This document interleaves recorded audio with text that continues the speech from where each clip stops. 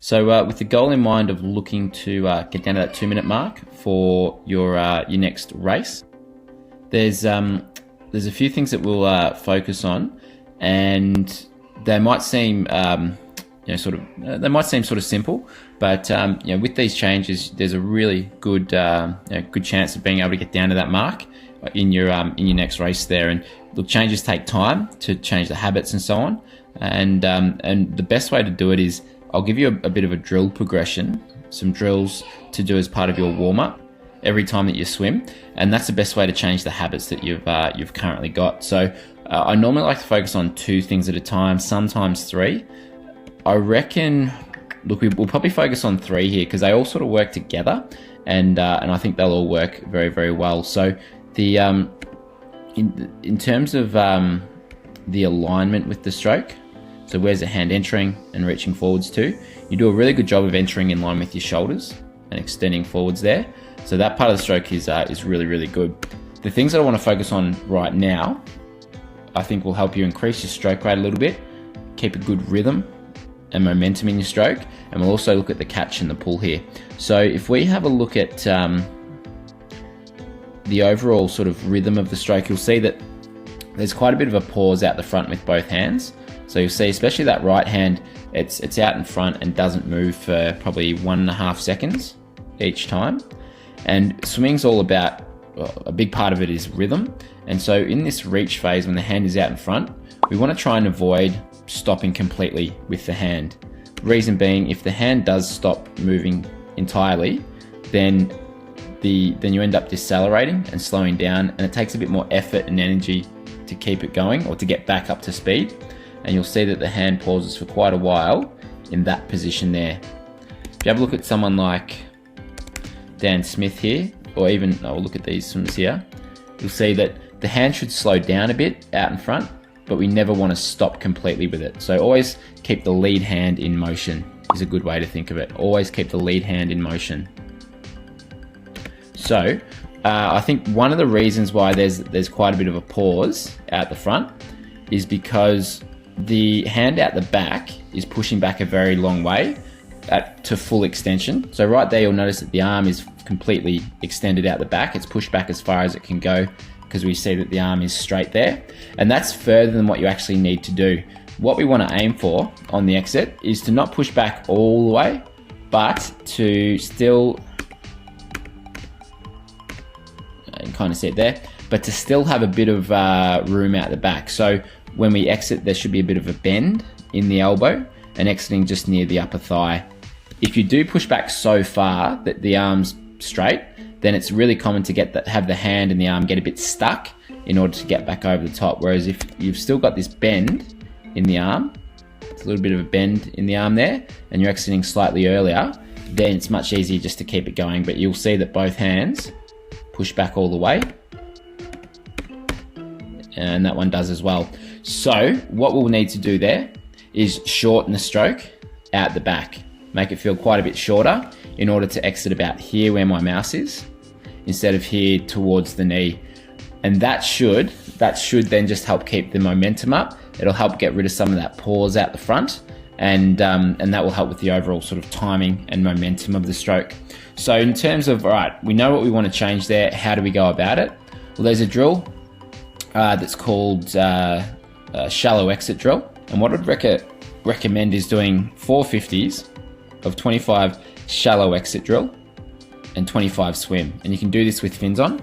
And the focus there is really just trying to exit a little bit earlier. And with shallow exit drill, it just kind of forces you to not press back as far. And you might just need to exaggerate how short you feel at the back of the stroke there. So that will be the very first thing that we'll work on there.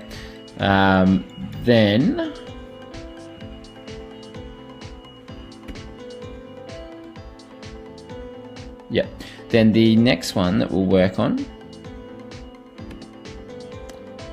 will be the catch and the pull. Now, looking at the breathing, I think generally the breathing's quite good. Like, you've got this exhale through the nose most of the time, which is exactly what we want.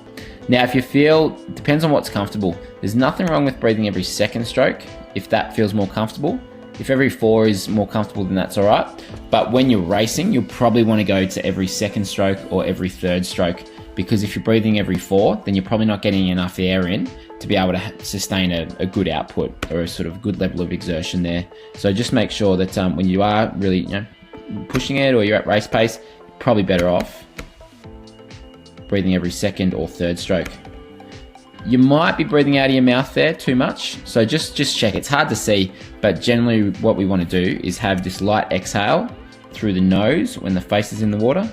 So light exhale through the nose, and then as you turn your head to breathe, we want to see a big exhale. So you're almost sort of holding your breath a little bit, and then just as you turn your head, we want to see the that exhale through the nose, because if it comes through the mouth, then generally the heart rate will come up a bit more. Now with those two changes, so we've talked about the breathing, we've talked about that sort of exit out the back and not pausing here. That should help bring the back half up a little bit. It probably won't completely bring it up, but it'll be one factor to it. Now the other thing is the catch and the pull. Now one of the things that I reckon will help you the most with the catch and the pull is working towards a high elbow catch on the right hand side, and on the left hand side is having the hand come in closer to the body at the back. So if you have a look at a video, which we'll see here, what we want to see if we're looking from the front is basically the hand will start in line with the shoulder, which you do, then we'll have a side out sweep, so it'll come away from the body a bit and then come in next to the body. So you can see how the hand even comes under the body a bit through this last half. What that allows you to do is keep the palm of the hand facing behind you, keep pressure on the water, which helps you with the start of the catch. Now if we see that it doesn't come in and the hand's out really wide when it goes to exit, we'll see that the hand kind of slices or slips out the back. So you'll see that hand, palm of the hand's turned into the body, little fingers facing behind you, so there's not much propulsion there. We need that palm of the hand to be facing back behind you to really have that propulsion here. That's one big paddle that you can use, but if that hand slices out the back with the palm facing in towards the body, then you really lose a lot of it there. So what you'll probably just need to do there, even with both arms, is keep the palm of the hand and forearm facing behind you for a bit longer out the back, and really just get that left hand in. So what I'll link you to there is there's a 6-minute video that I'd recommend watching. It's the Core Principle 4 video. That will talk about some real key aspects of the catch and the pull that are worth developing. And I'll copy the drills below that I'd recommend doing. It's our YMCA progression drill, and it's the best drills to help you get used to the 4 key positions in the catch and the pull. It'll make more sense when you see the video that I'll link to, but that's what I'd recommend. So every time you go to the pull, if you can practice the drill progression that I've put below and keep the focus on those couple of things as you're swimming, that's the best way to change the muscle memory over the course of the next few weeks, and the next few months, and the next few years. So if you can send another video in about 2 weeks time, if you get the chance, we'll have a look at the video, and we'll then continue to refine the stroke and just go from there. Don't worry about your speed short term. You may not get faster straight away. That's normal. So just think about the changes in stroke that we're looking to make here. But don't worry too much about your speed. All we want for now is just to work on the stroke, and the speed will come with that. Don't be in a hurry to change the speed, especially in the first 2, 3 or 4 weeks. That'll come with time. And as always, if you've got any questions, put it below. That's what I'm here for. And looking forward to continuing on with you.